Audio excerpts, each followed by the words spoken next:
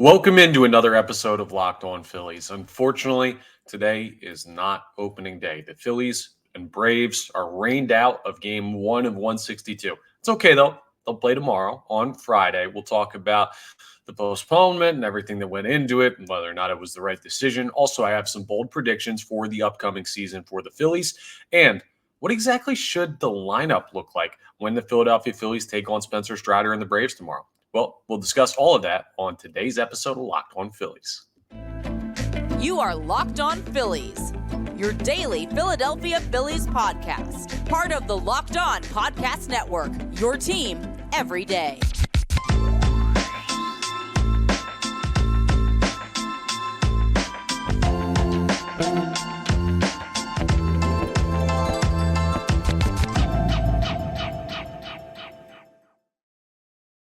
Yes, this is Locked On Phillies. I'm Connor Thomas, your host. Thank you so much for checking us out. We're part of the Locked On Podcast Network, your team every day. Please make sure you're rating, reviewing, subscribing to the YouTube. You're going to want to subscribe to the YouTube because there's going to be so much content during the Philadelphia Phillies season when it actually gets started that there might be some things you miss. If you subscribe, you get notifications when new episodes are posted and everything, and it really helps us out here on Locked On Phillies. So appreciate everyone who's done that and everyone who's going to do that. Unfortunately, opening day has been postponed for the Phillies. Obviously, you're watching this after the time the game would have started, so you already know. But I got to commend the Phillies, right? It's not fun that they're not playing on opening day. Like, I'm almost miserable seeing the highlights for other teams and watching Mike Trout hit a home run down in Baltimore, watching the Dodgers look really good. And I know the Dodgers played in the Sold series, but watching the Dodgers look really good in their first home game and seeing the Reds – the guy named Martini, which is a great last name, hitting 2 home runs and a great call saying that the Reds ordered a double or ordered a martini and made it a double. Like, it's fun. I'm glad that baseball is fully back for like the league as a whole, but the fact that the Phillies were rained out, I feel like the SpongeBob meme where Squidward's sitting inside his house watching SpongeBob and Patrick play outside. I feel left out. I'm sure you feel left out as a Philadelphia Phillies fan. It sucks, but it was the right call for a couple reasons. First of all, I'm sitting here right now. I'm looking out my window. It's been drizzling on and off here in Philadelphia, but it was cold. There was a better chance of rain. Could they have played today? Probably. Should they have played today? I don't think so. Like, selfishly, I wish they would have because I want to be able to talk about Philadelphia Phillies actual games and I want to see them play the Braves and I want baseball season to start. But if there was a chance that they were going to get rained out today, and weather, we know this from just living on this planet, weather's variable. It changes by like the hour. If there was a chance they were going to get rained out, it's much better that they made the call yesterday to postpone the game till Friday than, oh, we're going to try and give it a go. And then an hour before opening day, when everyone's down there and all these events are set up and everything's happening that surrounds opening day, they say, hey, everybody go home. Come back tomorrow. Like, no, they handled it the right way.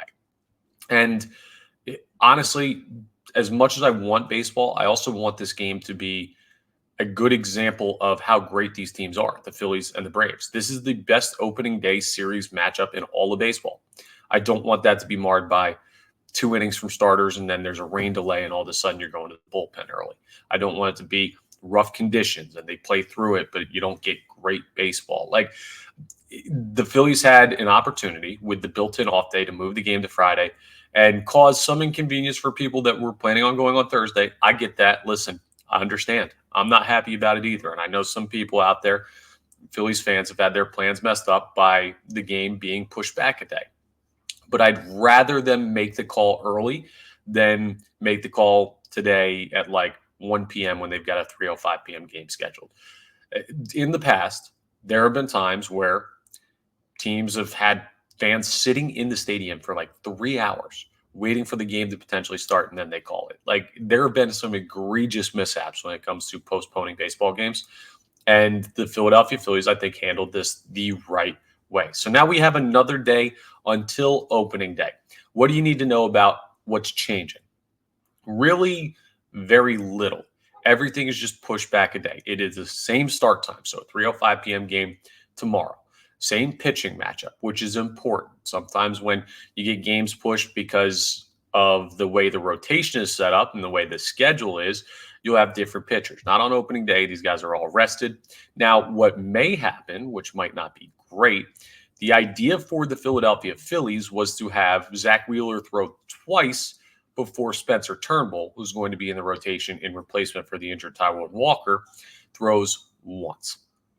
I don't know if that's still possible with the game getting pushed back a day, because now Wheeler throws a day later. He has a day less of rest. They might still try and do it, but that could be a slight disadvantage. But we'll cross that bridge when we come to it. They haven't played a pitch of competitive baseball yet this year. So we may have bigger problems. We may have no problems if the Phillies handle everything with the Braves. Nothing changes as far as availability of players. Nothing changes as far as events. The opening pitch, I remember I talked about this, Jason Kelce and Fletcher Cox throwing out the first pitch. It will not be tomorrow. It will be Saturday. So they're going to do that on Saturday. They will throw out the first pitch, I believe is the date for that now. So some things changing as far as all that's concerned. But what's really important is that you're getting good conditions for a baseball game. You're not having to deal with the weather. You're not forcing fans to drive down there and waste a day for a game that's not going to be played. So, yes, the Phillies made the right decision. I understand for some people out there this sucks. Listen, I wanted baseball as much as all you did. I was excited to get down there to the Citizens Bank Park today. And unfortunately, we got to wait one more day. But we've been waiting months. What's one more day? Last year, opening day, also delayed. I guess the home opener was delayed because I know they started in Texas and they weren't delayed in Texas. But yeah, so this has happened before. It'll be okay. We'll live. The Phillies will play tomorrow. And there are going to be plenty of baseball games to make up for this. 162 plus for the Phillies if you plan on them making the playoffs, which I think all of us do.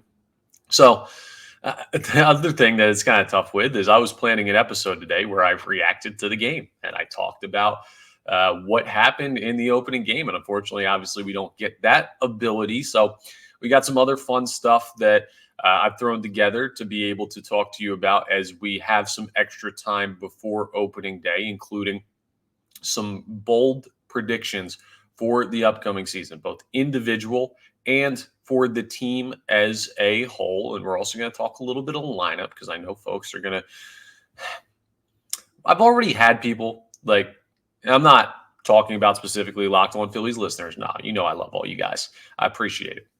But – there are some people on Twitter. There are some people who call me when I'm on the radio. And I've already been complaining about the Phillies not doing enough and the guys they kept and the guys they signed.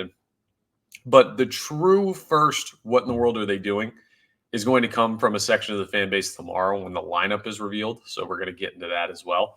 But yeah, another day until opening day. One more sleep to wait. We finished our opening day countdown, so we're out of numbers. I think there are some Phillies who wore like 0 and 00, but it's minimal. So, but it's coming still. So if you're like me and you feel upset and you're kind of like not enjoying opening day, that's fine. You're going to get your very own tomorrow. And you know what else is nice too? A lot of the teams, basically all the teams, have built-in off days tomorrow in case of rain.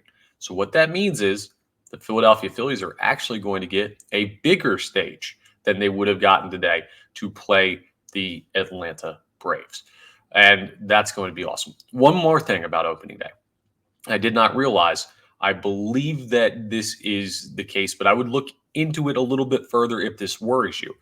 The game is going to be broadcasted on Peacock, the streaming app from NBC. To my knowledge, like I'm pretty sure, 99.9% confident, locally here in Philadelphia, you'll be able to get the game on NBC Sports Philadelphia as always. But if you're a national watcher, if you're out of the market and you normally watch the Phillies through some type of streaming app, it's going to be on Peacock. So just something to keep in mind if you're not in the area and you want to make sure you catch tomorrow's game. So work that out ahead of 3:05 p.m. so you don't get into a situation where you can't watch first pitch. You're going to want to watch this one from the get-go because it is going to be a heck of a game tomorrow between the Phillies and the Braves. Coming up, we're going to talk about a potential heck of a season And I've got some bold predictions for you about what we could see from some great Philadelphia Phillies players this year. So we're going to jump into all of that as we continue Locked On Phillies. Let's talk about my friends over at GameTime. GameTime is now an authorized ticket marketplace of Major League Baseball. So what does that mean? Well, it means that getting tickets is even faster and easier. Prices on the GameTime app actually go down the closer it gets to the first pitch, with killer last-minute deals, all-in prices, views from your seat, and their lowest price guarantee. GameTime takes the guesswork out of buying MLB tickets. It's super easy. They do everything they need you to do. So they got last-minute deals. You can save up to 60% off buying last minute for sports, concerts, comedy, theater, flash deals and zone deals, which get you special deals based on your seating. The all-in pricing the GameTime has means you're going to see your total up front. They're not just going to like sneak fees in there at the end. And like I was saying, you get to see the view from your seat before you even purchase the ticket. So you know exactly how well you're going to be able to see Zach Wheeler dominate the Atlanta Braves. And let me tell you a little bit more about that lowest price guarantee. You find a seat in your section and row for the same or less, 110% of the difference. Sorry, not the same, but less, obviously. 110% of the difference from GameTime to make sure you're good. So take the guesswork out of buying tickets with GameTime.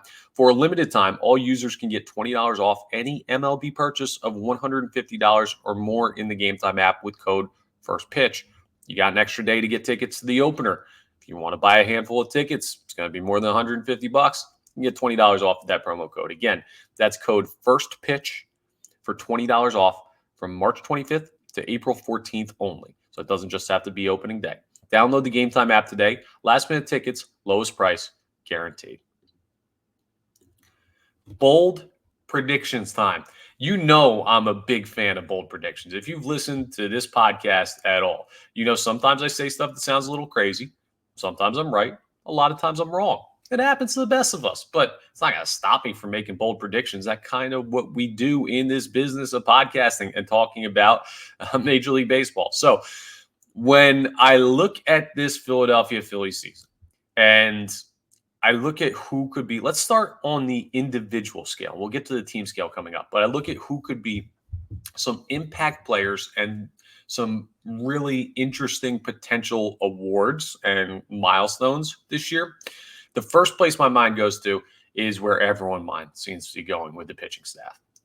Ranger Suarez has become this like super niche hot topic with people thinking, oh, he's going to win a Gold Glove because he's going to qualify this year. He's healthy. He's going to have an outstanding year. I heard someone calling into a radio station, a competitor of ours, but and say he's going to win the Cy Young this year. Like, now, I don't think Ranger Suarez is winning the NL Cy Young. He's the third pitcher on this team. Do I think he's going to have an outstanding year? Absolutely. Do I think he's going to have a sub-2 ERA for the second time in his career over the course of 100-plus innings in a season? I don't, but I think he's going to be right around that like mid-2 number, to mid-2 to high-2 ERA. So bold prediction, I don't know that I fully believe this is likely, but it's possible. Ranger Suarez a 2.5 ERA. Cool. That would be awesome. Out of your third spot, how good would that feel?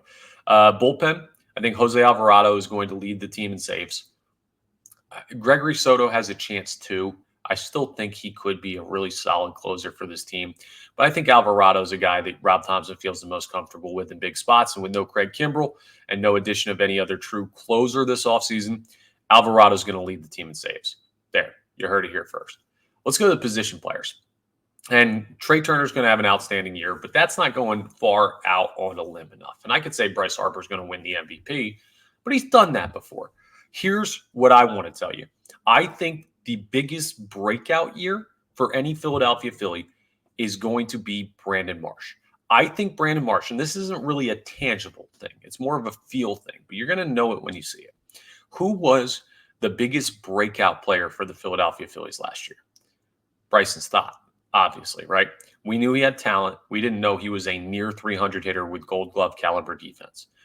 He showed that last year. A lot of people around Major League Baseball took notice. He was one of the shining stars of the season last year for the Phillies. I think Marsh gets that recognition this year. I think this is the year where he comes into his own with a steady center fielder next to him in Johan Rojas. At least we hope it's going to be steady as he tries to figure out how to hit at a major league level. But he's comfortable with the guy next to him defensively. He's not playing center, which should make him better defensively. I think he's going to really shine in left field. And I think that he's going to – you've seen the confidence grow, and he was really good in the postseason last year, especially in the NLCS. I think Brandon Marsh is in for a really strong season.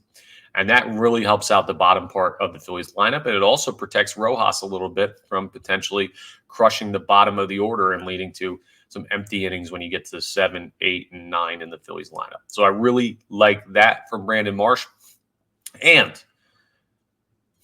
I don't know that this is bold, but I think some Phillies fans might consider it to be. Trey Turner's defense vastly improved. He was one of the lesser defenders in the infield in the sport last year. A lot of errors. I'm going to say he makes less than 18 errors this season. That's not exactly Gold Glove caliber defense, but I think he's going to make less than 18 errors this season. And that would be a step in the right direction for Trey Turner. It's not exactly amazing, but I think that's – some people think the defense just isn't quite that good. I think it's another step in the right direction for him this year in his second year as a Philly. Overall team predictions. I believe I've mentioned this here before, but I might not have. I might not even said this on air on the radio. You know, you do a bunch of talking about the Phillies. You lose track of where you said stuff. I think the Philadelphia Phillies are going to be closer to 100 games than they are to 90 games when it comes to the win column. What is my exact prediction for Philadelphia Phillies win total? Not yet. I'll give that to you tomorrow. I was going to give it to you today ahead of opening day, but nope, that's going to wait till tomorrow because I don't want to give it away. I'm going to also be talking about it on air on 97.5 The Fanatic. But obviously you have the time there, the range. It's either 95 plus wins for the Philadelphia Phillies, right? So where am I going to be in that? Higher than 95, but that should make you feel really good about the Phillies. They won, 90 games last year, 87 the year before. This is a team that if they won 95, 96, 97, if they got to triple digits, my goodness. Like, there have only been a handful, not even a handful of teams in Phillies history that have ever hit the 100-win mark. So that's, I think, a very positive and a very bold prediction for the Philadelphia Phillies. Should I give a negative bold prediction? Nah, forget it. This is Locked On Phillies. I don't have to be all that. I can be a homer, basically. So, yes, there are going to be parts of this team that have trouble at times. The offense will slump. They will. They have some streaky hitters. That's okay. Every offense slumps. The pitching staff, the back end, has some question marks until Taijuan Walker is healthy. And Christopher Sanchez proves last year wasn't a flash in the pan. That's fine. But ultimately, this is a very darn good baseball team. They're one of the top 5 teams in baseball. They may be even better than that when everything's all said and done. And that's why I'm so largely positive on them. So the last thing for the Philadelphia Phillies. Will the Philadelphia Phillies win the National League East? Unfortunately, folks, I don't think this is the year. I don't. The Braves are a superpowered team. Do I care whether or not the Phillies win the East? No. Does that mean that I don't want them to? Also, no, I want them to win the division. I want them to win 162 games and beat everybody and win every award and everything. But I don't think that they have quite enough of a regular season focus to chase down the Braves. I think they're just focusing on getting to the postseason and getting there healthy. And when they get there, it'll be business as usual like they've taken care of the past 2 years. So those are some bold predictions for the Philadelphia Phillies upcoming season. I'll give you the win total tomorrow ahead of opening day. So you're going to want to tune into tomorrow's episode for that. And coming up, we're going to talk about what the lineup should look like because I think this is going to be where a lot of people start to complain about the Phillies for the first time in the regular season. And they won't even have seen a pitch yet in the 162-game regular season. So I'll tell you what I think the lineup should look like and what it will look like as we wrap up Locked On Phillies. Let's talk about Prize Picks first, though, because Prize Picks is the largest daily fantasy sports platform in North America. They're the easiest and most exciting way to play daily fantasy sports. It's just you against the numbers. Instead of battling thousands of other players, including pros and sharks, You just pick more than or less than on 2 to 6 player stat projections, and you watch the winnings roll in. You can now win up to 100 times your money on Prize Picks with as little as 4 correct picks. It's super easy. 4 picks, you can nail that, and you can turn $10 into $1,000 with NBA, NHL, and college basketball entries today on Prize Picks. They're America's #1 fantasy sports app. It's a super easy interface. It's so simple to be able to just pick whether you want. It shows you the number. For example, Tyrese Maxey could say like 26.5 points. You think he's going to score 27 or more?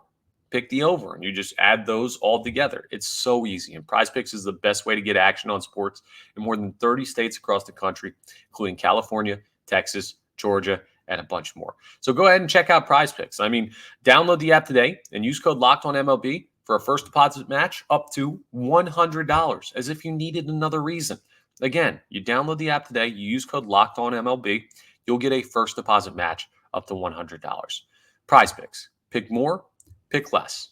It's that easy. So what should the lineup look like on opening day tomorrow against Spencer Strider and the Atlanta Braves? I don't know that you're going to look at a situation, right, where you see Spencer Strider and you say, okay, we need to change the lineup from what our best possible lineup would be because of who he is on the mound. Like, it's opening day. You normally put out your best lineup there. Plus, he's a righty. So the guys that you'd be looking at to potentially take out of the lineup, Stott, who they don't like against lefties, Marsh, who they like even less against lefties, you're not going to see them get the day off because they're facing a righty. So it's best possible lineup. And I've told you before, but I'll tell you again, I think Kyle Schwarber's still the leadoff hitter for this team until he loses that opportunity. What did we learn from Johan Rojas earning basically the starting center field role? When the Phillies believe something works, they're going to stick with it until they're proven it doesn't. Not they're going to try something to see if that'll work. No, they're going to use what has worked in the past until it's become abundantly clear that's not going to happen. They make up their minds and they stick to it. And there's no reason why Kyle Schwarber has been proven to not be able to bat leadoff on a winning version of this team. So it's going to be Schwarber leadoff. That feels to be set, at least from my opinion. I don't know, but that seems to be the way they're going to go. Turner in the 2 hole is where I'd go. Harper 3. Cleanup is still weird. I think it's either going to be Castellanos or Romuto, but I would go Castellanos. I've been seeing some people say JT Romuto. They like what he's done fixing his swing. I'm going to go Castellanos. I like the lefty-righty balance. So in the 5 hole there, it seems that you're going to want to go lefty again. And who fits that spot best, Bryson Stott or Brandon Marsh? It feels like a weird spot to put Bryson Stott because the pop isn't totally there. I do think he could develop plus pop for a second baseman at some point, but we'll see how that goes this year. I'd put Bryson Stott in the 5 hole, which means JT Realmuto's batting 6th. Brandon Marsh, I like batting 7th to keep going lefty-righty. Alec Bohm batting 8th because I think the next step in his game is to develop the power game. I think he can do that if he sees more fastballs, which he'll probably see more of down in the 8 hole. And then batting 9th, obviously, Rojas. So you get righty-righty to end it, but then a lefty and Schwarber, who is your best true power hitter. That's how I would have the lineup set up. That's what I would expect to see tomorrow for opening day. Maybe you could flip around Castellanos, Realmuto, and Bohm. But outside of those 3 who are somewhat interchangeable, that's how I think it's going to shake out. So we'll see. Let me know in the comments if you would change anything with that lineup. And also let me know in the comments how excited you are for opening day. It sucks it got pushed a day back, but we're almost there. We're less than 24 hours away from first pitch. So you're going to make it. I promise. That's all for today's episode of Locked On Phillies. One more episode before first pitch. We'll have one tomorrow morning that'll go out with a lot more preview of the actual game itself. And hopefully we'll get a lineup in time for that episode so I can break down what to focus on there. Talk through some odds, talk through the series. A lot of great stuff still to come. But that's all for today's episode of Locked On Phillies. Thank you again for checking us out. We're part of the Locked On Podcast Network, your team every day. Please make sure you're rating, reviewing, subscribing to the YouTube, all that great stuff. I'll talk to you next time on the next episode, the final one before opening day of Locked On Phillies.